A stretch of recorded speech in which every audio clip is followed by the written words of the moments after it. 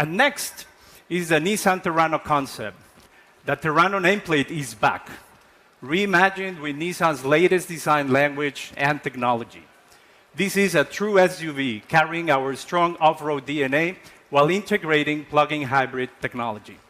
It is designed for tackling the outdoors as well as delivering comfort and confidence in everyday life.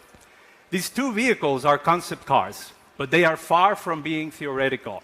The production versions are scheduled to be unveiled within a year.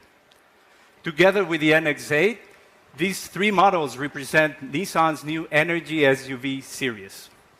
By expanding the range of intelligence choices we offer, we will connect with more individuals, families, and communities across China. And this momentum continues. Including the two models shown today, we will have 3 additional models, making it a total of 5 new models within a year. To provide our customers extensive choice, our powertrain strategy spans all-electric, plug-in hybrid, and range-extended EVs across sedans, SUVs, and pickup trucks. Each model is designed with a clear role that contributes directly to the strength of our brand in this market.